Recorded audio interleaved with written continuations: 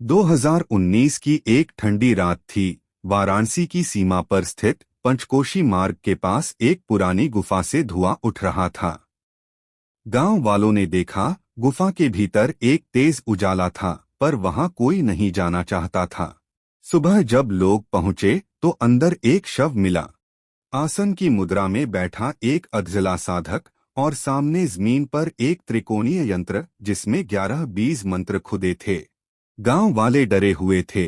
तभी एक बुजुर्ग महिला कहती है, वहां पर उपस्थित सभी को कहती हैं। बुजुर्ग महिला बोली, वो पागल था, कहता था शिव का कवच बना रहा हूँ, तीनों लोगों से रक्षा चाहिए। 20 नवंबर 2019 रात में ध्यान करते हुए उसने एक काली आकृति देखी। उसने कहा, त्रैलोक्य रक्षा कवच अधूरा है, यंत्र जागृत नहीं हुआ है, समय बहुत कम है। मैं डर गया हूँ, पर पीछे नहीं हट सकता। मैंने वो मंत्र पा लिए हैं, अब त्रिकोणीय यंत्र को सिद्ध करना ही होगा। शिव ही मेरी रक्षा करेंगे। गांव वालों को उस शव के पास कुछ और मिला। एक हाथ से खींची गई रेखा जो त्रिकोण में बदल रही थी। उसके अंदर लिखे थे 11 रहस्यमय अक्षर। क्या वो कोई यंत्र था या किसी अदृश्य शक्ति के जागरण की तैयारी? इस वीडियो में हम उस रहस्य को खोलेंगे जो हजारों सालों से छुपा हुआ था। शिव का त्रैलोक्य रक्षा कवच क्या है? क्या सच में कोई त्रिकोणीय यंत्र हमें तीनों लोकों की शक्तियों से बचा सकता है? और अगर हाँ, तो क्यों इस साधना से जुड़ी मौतें, हादसे और सनक जैसी घटनाएं सामने आती रही हैं? अगर आप इस रहस्य को जानना चाहते हैं तो इस वीडियो को अंत तक देखें, क्योंकि आगे जो सामने आएगा वो सिर्फ जानकारी नहीं, एक ऊर्जा है।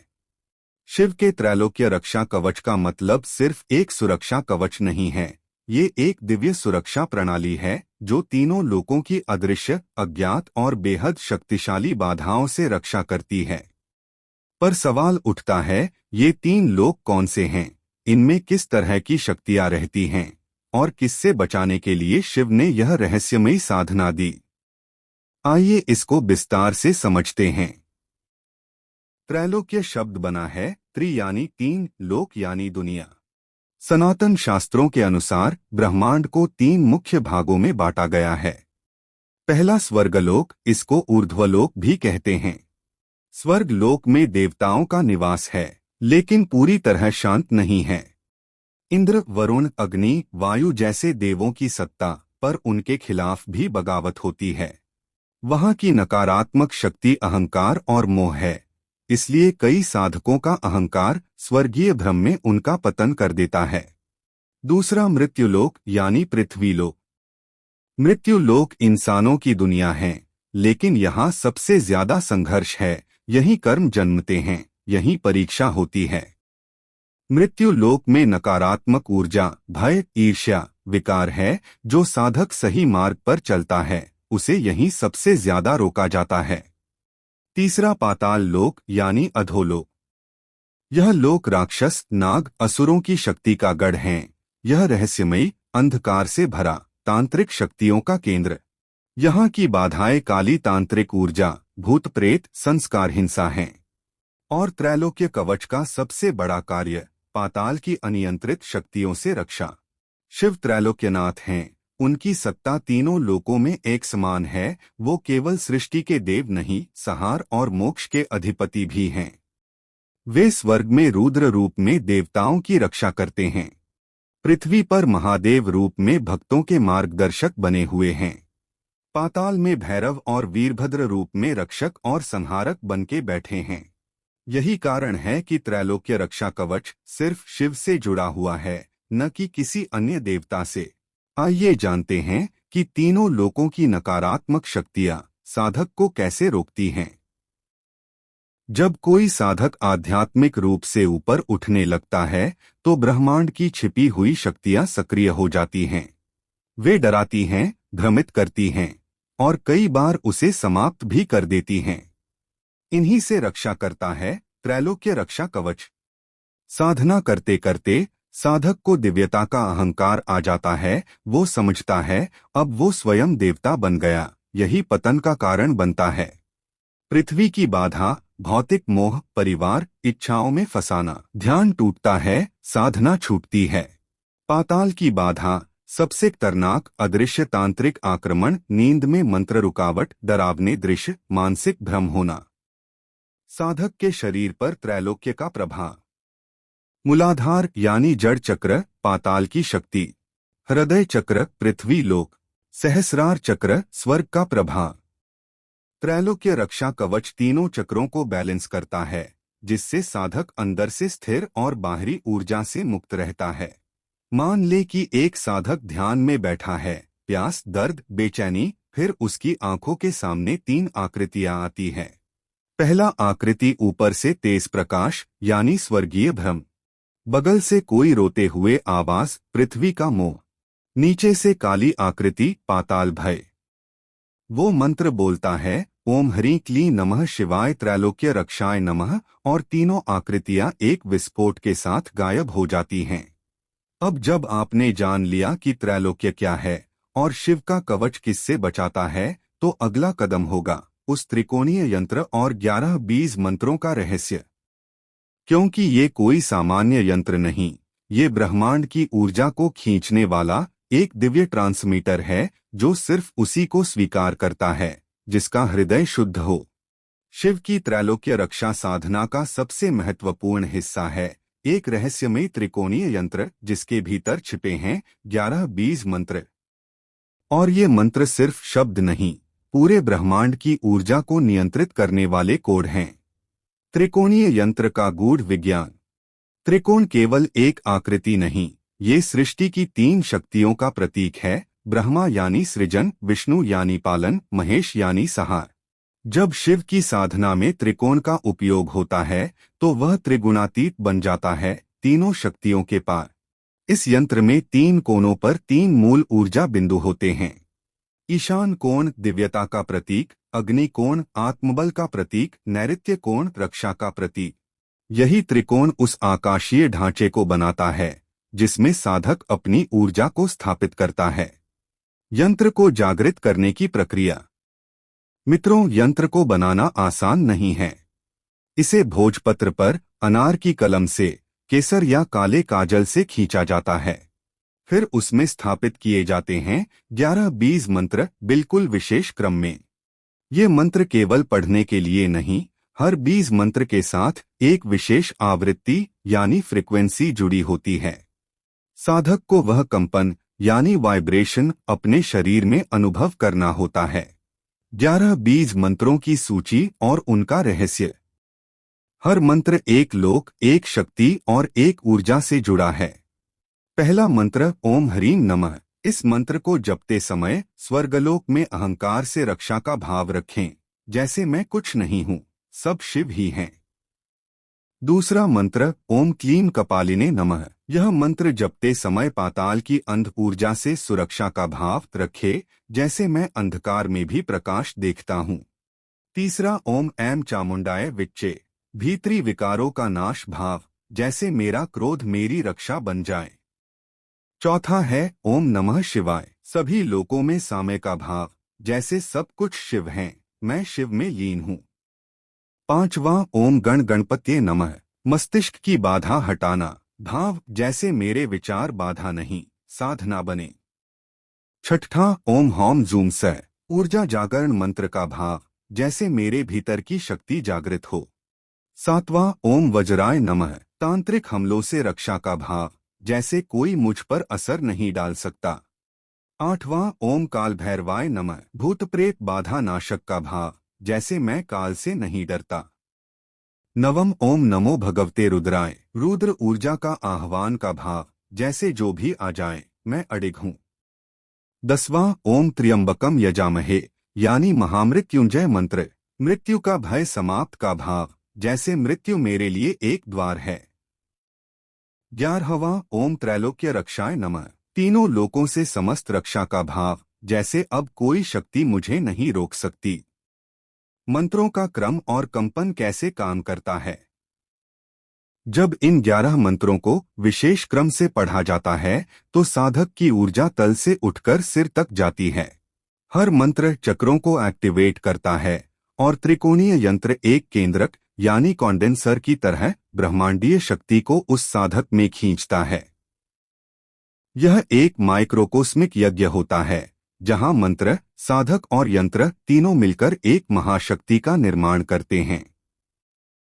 त्रैलोक्य रक्षा कवच साधना केवल उन्हीं के लिए है जो भीतर से पूर्ण शुद्ध हैं, क्योंकि ब्रह्मांड की शक्ति छल को स्वीकार नहीं करती।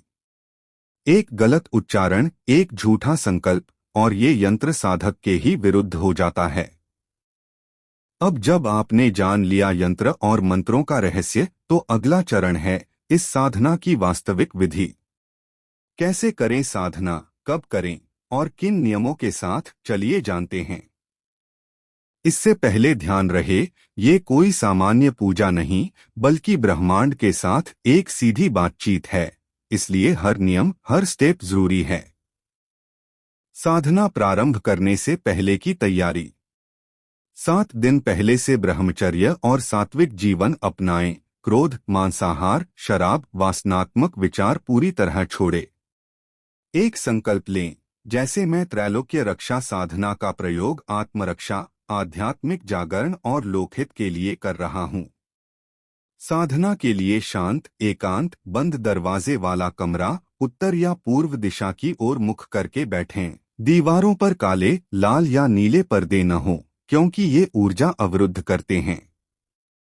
कंबल या ऊन का आसन, ऐसे तो कुशासन सबसे उत्तम होता है। एक ही आसन पर 11 दिन बैठना अनिवार्य, ऊर्जा वहीं एकत्र होती है। यह साधना रात्रि 12, रात के 3 बजे के बीच, यानी ब्रह्मा मुहूर्त के पहले का काल। यही काल सबसे शक्तिशाली होता है और पाताल शक्तियां भी यहीं सक्रिय होती हैं। यंत्र स्थापना विधि। भोजपत्र या तांबे की प्लेट, अनार की कलम या तुलसी की लकड़ी, काजल, केसर या रक्त चंदन, घी का दीपक, 2 बातियां दक्षिण दिशा में रखें। इसके बाद पंचामृत, जल कलश, सफेद वस्त्र। यंत्र बनाना। त्रिकोण बनाएं, शीर्ष उत्तर दिशा में हो, तीनों कोनों पर छोटे त्रिशूल बनाएं। त्रिकोण के बीचों बीच 11 बीज मंत्र क्रम से लिखें। यंत्र पर कुमकुम और चावल चढ़ाएं, दीपक प्रज्वलित करें, दीपाय नमः बोलें। साधना की प्रक्रिया। 11 दिनों की साधना। प्रतिदिन का क्रम यानी शुद्धिकरण, हाथ धोएं, मुख स्वच्छ करें और अपवित्र पवित्रो व मंत्र से आसन शुद्ध करें। संकल्प लें, हाथ में जल लेकर बोलें, शिवाय नमः, मैं अमुक नाम त्रैलोक्य रक्षा कवच साधना आरंभ करता हूँ। 11 दिनों तक। साधना की शुरुआत में गणेश पूजन करें। गण गणपत्ये नमः मंत्र का 11 बार जाप करें। इसके बाद काल भैरव का स्मरण करें और काल भैरवाय नमः मंत्र का 11 बार जाप करें। इसके बाद मूल मंत्र जाप करें। हर बीज मंत्र का उच्चारण 108 बार करें। त्राटक या ध्यान। यंत्र को एकटक 5 से 10 मिनट तक देखें और आंखें बंद कर उसी आकृति को अंदर महसूस करें। विशेष नियम। किसी को साधना का विवरण न बताएं, कोई टोके तो साधना तुरंत रोक दें। दीपक बंद न हो, वरना पूरी साधना फिर से करनी होगी। यदि साधना 11 दिनों में एक दिन भी छूट गया तो साधना पुनः प्रारंभ करना पड़ेगा। साधना के लक्षण।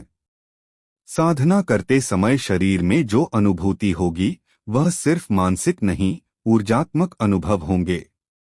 पहले 3 दिन थकावट, नींद, डरावने सपने आएंगे। 4 से 6 दिन गहरी शांति, कंपन, शरीर हल्का महसूस होना शुरू होता है। 7 से 9 दिन के में आवाजें सुनाई देना, सूक्ष्म गंध आना शुरू होता है।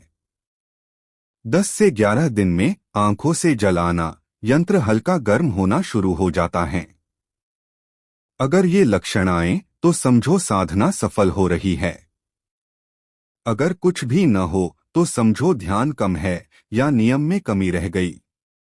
साधना समापन विधि। सभी 11 मंत्र 108 बार पूरे करें। दीपक को 3 बार दक्षिण दिशा की ओर घुमाकर बुझाएं। यंत्र को लाल कपड़े में लपेटकर तिजोरी या पूजा स्थान में रखें। त्रैलोक्य रक्षा कवच साधना केवल एक तांत्रिक प्रक्रिया नहीं, ये एक परीक्षण है, मन, शरीर और आत्मा का। सिर्फ वही इसे पार कर सकता है जो भीतर से पूर्ण रूप से समर्पित हो। क्योंकि जो साधना आपको तीनों लोकों की नकारात्मकता से बचा सकती है, वो आपके भीतर के अंधकार को भी जला सकती है। साधना के बाद क्या होता है? 7 गुप्त परिवर्तन। जब त्रैलोक्य रक्षा कवच साधना पूर्ण होती है, तो साधक वही नहीं रहता जो पहले था। उसकी चेतना, ऊर्जा और भाग्य सब कुछ बदल जाता है। लेकिन ये परिवर्तन बाहर से नहीं, अंदर से शुरू होते हैं और धीरे धीरे पूरे जीवन को रहस्य से भर देते हैं। पहले 7 दिन बाद साधक को महसूस होता है कि उसका शरीर हल्का हो गया है, लेकिन इसका मतलब सिर्फ शारीरिक हल्कापन नहीं। कंपन बढ़ जाता है, जैसे बैठते ही शरीर अपने आप गूंजने लगता है। दूसरों की उपस्थिति से कंपन महसूस होना, कोई नजदीक है या नहीं, साधक पहले जान लेता है। फोन की घंटी या किसी के नाम से भी ऊर्जा का पूर्वाभास होना, ये संकेत हैं कि आपकी ऊर्जा अब सामान्य कंपन से ऊपर उठ चुकी है। अब आप सटल वर्ल्ड में प्रवेश कर चुके हैं। मन की शक्तियां जागृत होना, साधक को सपने पूर्वाभास देने लगते हैं। लोग क्या सोच रहे हैं वो भी अनायास महसूस होने लगता है। कोई कहने से पहले ही भाव समझ में आ जाता है। इसे कहते हैं तापस संज्ञान, जो सिर्फ उन्नत साधकों को मिलता है।